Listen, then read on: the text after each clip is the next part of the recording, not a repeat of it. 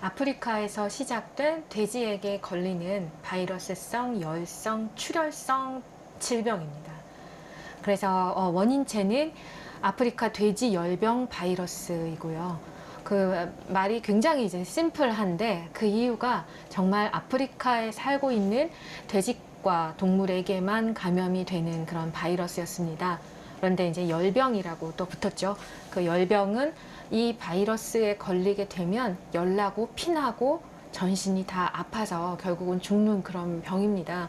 사람으로 치면 에볼라 바이러스 같은 그런 똑같은 현상을 돼지한테서 일으키는 그런 바이러스입니다.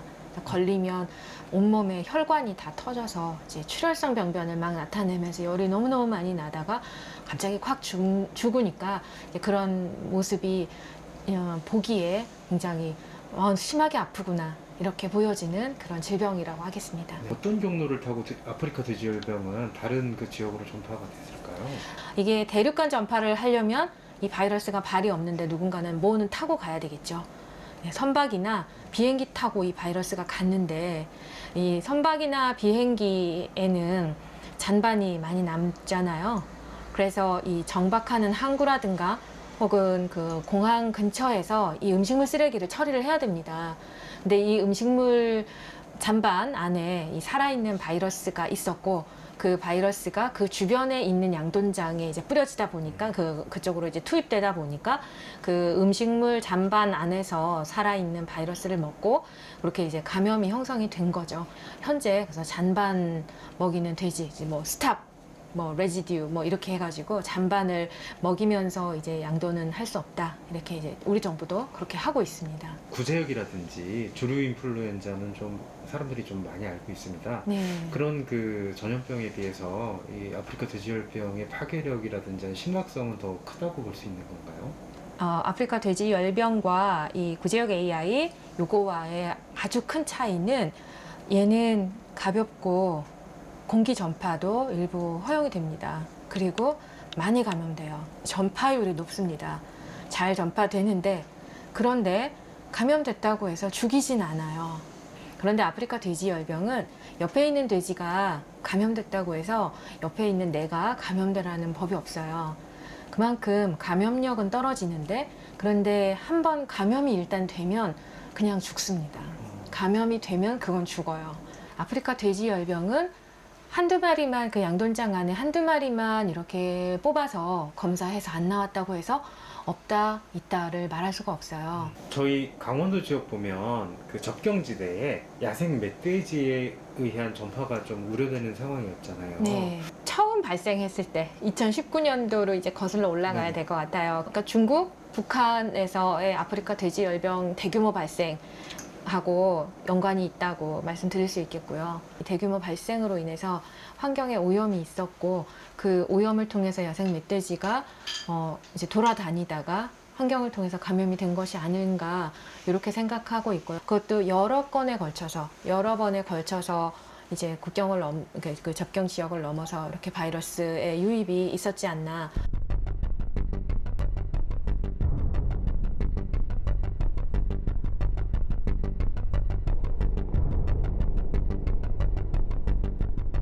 야생 멧돼지가 발생했기 때문에 양돈장으로 야생 멧돼지와의 접촉으로 인해서 감염이냐? 그거는 아닙니다.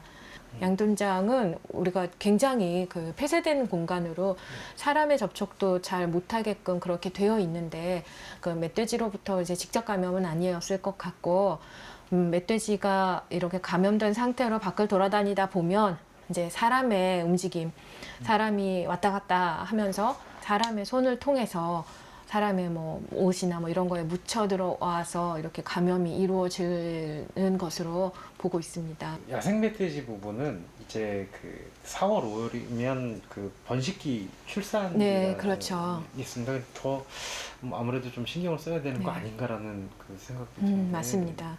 환경부가 이제 주도하에 국방부 협조가 저희는 굉장히 절실하잖아요.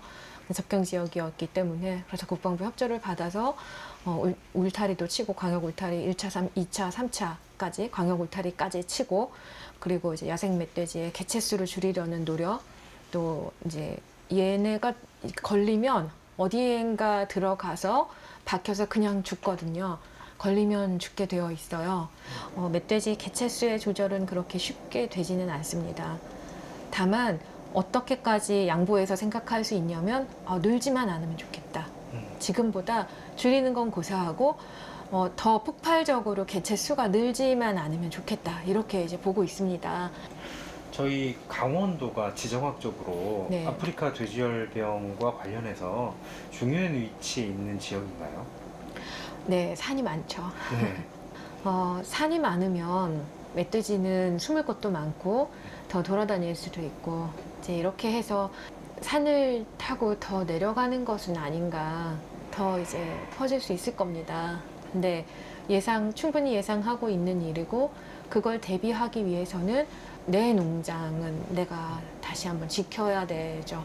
그런 이제 조치들을 다시 재점검하고 객관적인 눈으로 내 농장을 지켜보고, 이게 차단 방역에 관련된 그런 조치들이 내 농가에서 되어 있는가, 뭘 더 보완해야 되는가, 보충해야 되는가, 농장 내 외부 차단 방역이 얼마나 잘 되어 있는가, 또 퇴비장이라든가 이런 거 관리는 잘 되고 있는가, 야생 조수가 왔다 갔다 할 수 있는 그런 통로는 없는가, 그런 걸 봐야 될 것 같고, 관리자의 마인드, 관리자의 교육 상태, 차단 방역에 대한 교육이 어느 정도 되어 있는가. 차단 방역, 내 농장 차단 방역은 사실 아주 작은 부분부터 시작이거든요. 그러니까 손은 씻고 들어가는가, 신발은 갈아 신었나, 그런 내용들을 내 농장의 규모에 맞춰서, 상황에 맞춰서 다 체크를 해봐야 될 것 같습니다. 저희는 ASF, 그러니까 아프리카 돼지 열병 바이러스가 지금 치료제도 백신도 전무한 상황이기 때문에 그냥 못 들어오게 막는 거 말고는 할 수 있는 일이 없어서 이제 발생이 안 되도록 노력해야 되고, 또 계속 이제 멧돼지에서 나오는 이런 상황들이 참 참담할 뿐이죠. 네. 그렇다면은 저희가 돼지고기를 먹는 게 조금 이렇게 경계하거나 많이 드셔주세요. 많이 드셔주세요. 그럴 필요 없는 양돈 거군요. 농가 네. 힘든데 네. 많이 드셔주셔야 되고, 그리고 그러니까 당연히, 그러니까 일반인의 입장에서 이제 생각해 보면 당연한 그런 생각의 수순이겠구나라는 생각이 드는데, 그래서 이제 더더욱 제가 그 기회가 될 때마다 말씀을 드리는 건데, 양돈장에서 생기는 질병하고 지금 걱정하시는 거는 유통되는 포크, 돼지 고기의 형태로 다 가공돼서 유통되는 거에 대한 말씀을 하시는 거예요. 그런데 우리나라는 도축장 관리를 굉장히 잘 하세요. 그 양돈장에서 발생한 케이스, 발생했다고 나온 돼지의 숫자가 정말 작아요. 근데 그 작은 숫자가 나왔을 때 양돈장 전체와 그 방역대를 형성한 거기까지 전부 예방적으로 이렇게 대처를 하셨잖아요. 네. 근데 그 정도로 질병이 이만큼이라도 나오면 도축장까지 가보지도 못하고 그 양돈장 안에서 다 처리를 해오고 있습니다. 도축 그 구간마다 검사를 하게 되어 있고, 마지막에 도축장에서 수의사가 굉장히 다단계의 검사 끝에 지금 유통이 되고 있는 거기 때문에 정말 안심하고 드셔도 됩니다. 양돈 축사는 기간 산업입니다. 국가의 1차 기간 산업인데, 이 국가 1차 기간 산업을 관심을 갖고 이게 바로 서지 않으면 우리의 먹거리의 국력이 떨어지는 거거든요. 많은 분들이 좀 애정 갖고 농장이 있으면 그 안으로는 좀 피해서 가시고, 물타리는 반드시 보강하고 단단한지를 한번 체크해서 내 농가를 다른 것들이 침입하지 못하도록 지키는 것은 분명히 도움이 됩니다.